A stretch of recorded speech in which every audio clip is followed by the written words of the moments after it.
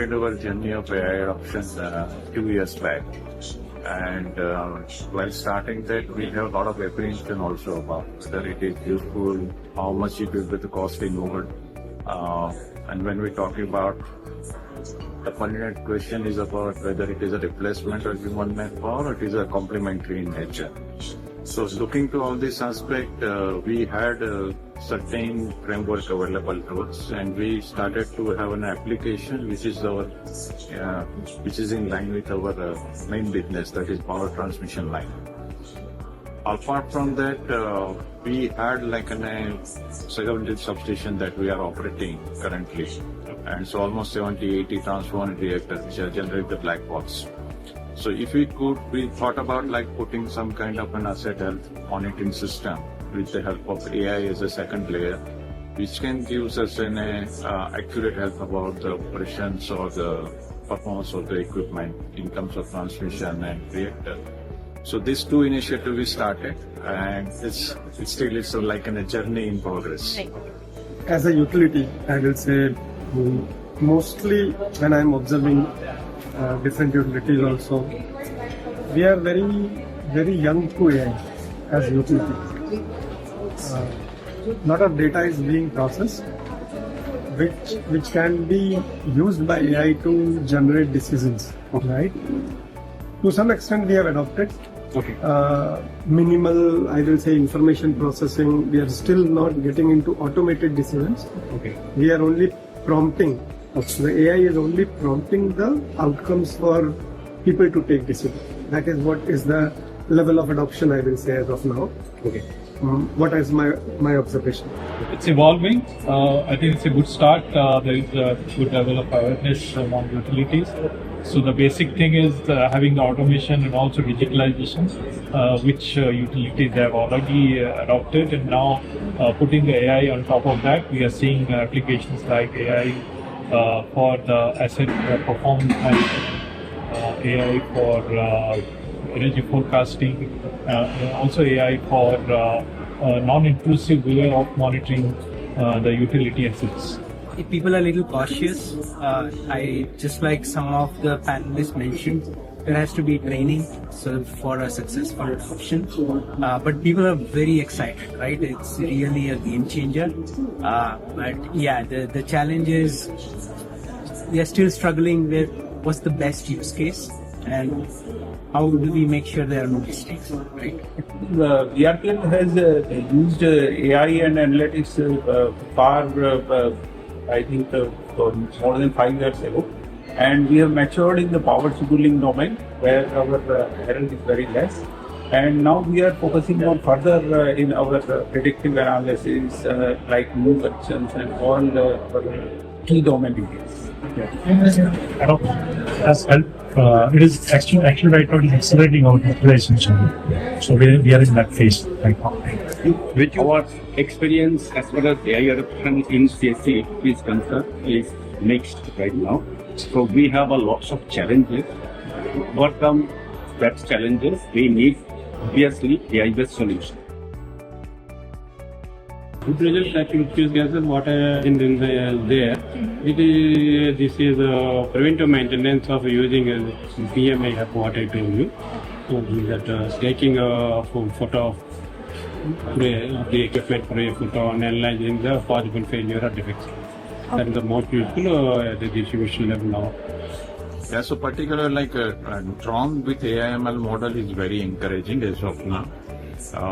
It's also like a scalable model when we talk about. So it's not like that upfront you have to deploy large sum as a capex, but you can scale it based on your requirement as size of the asset is also growing.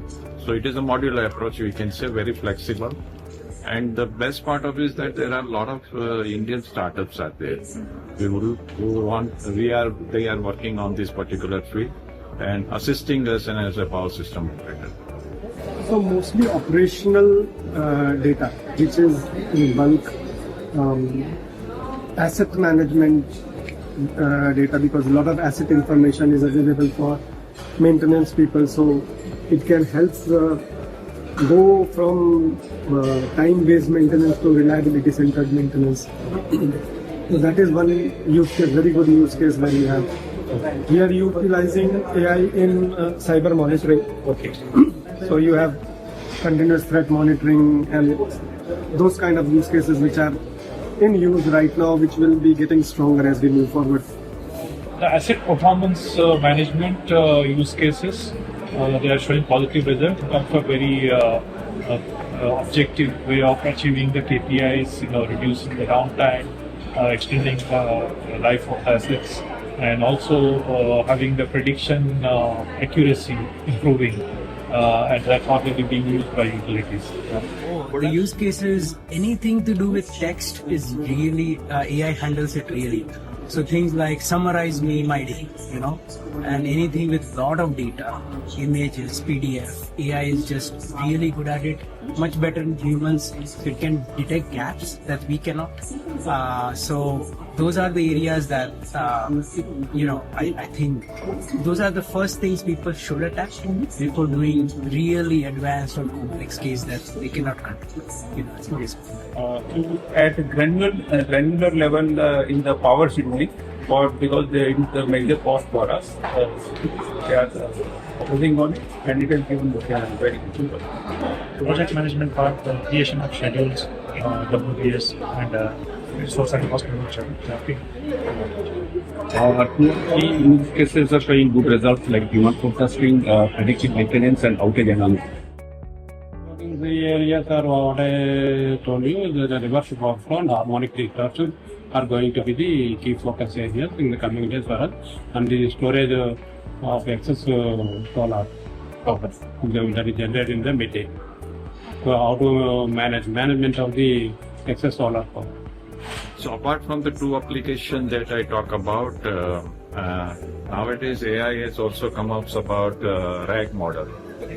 So RAG model is something which again seems to be very promising, and that will not only for a power system, I can say power market, but it can be utilized for all kind of industry, or we could model about any kind of a field.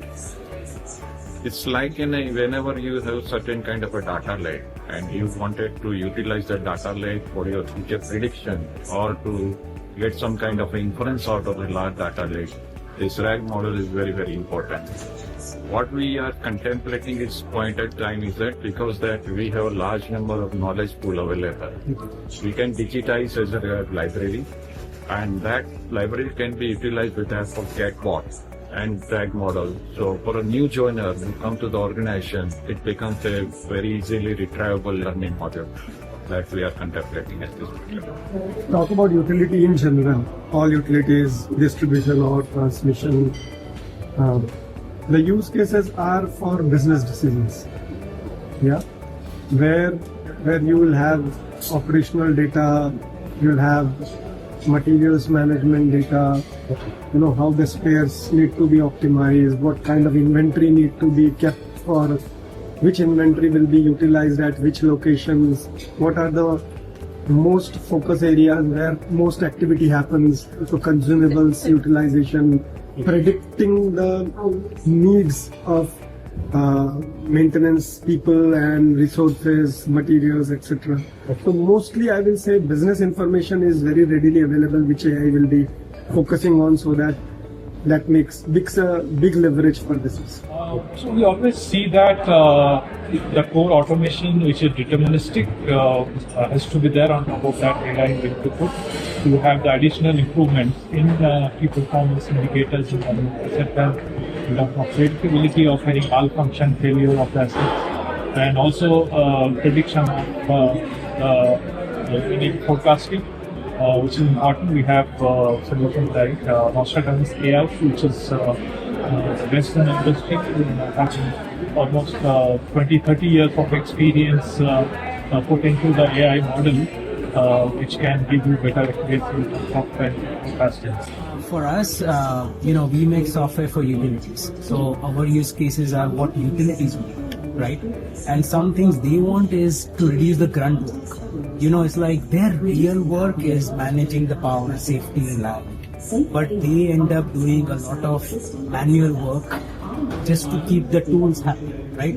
Good data, all that stuff. And I'm like, if you spend 4 hours of your day typing stuff, you don't have much time to actually run the company, right? So that's where the big, I would say, priorities are. Saying, how can you save my time, right? And how can you make sure the AI does the work better than I can do? Those are the things. Going forward, because the EV charging and the consumer behaviors, which is fastly changing, so that will be our focus area. And going forward, once we have more problem statements, we will focus in particular areas. We want the AI to orchestrate our business operations. That's the overall objective of bringing AI into it. Reduce the manual intervention and bring AI to take the decisions and lead the operation. Our future plan is very fixed. One is the load and demand side management, and second one is the customer centric solution from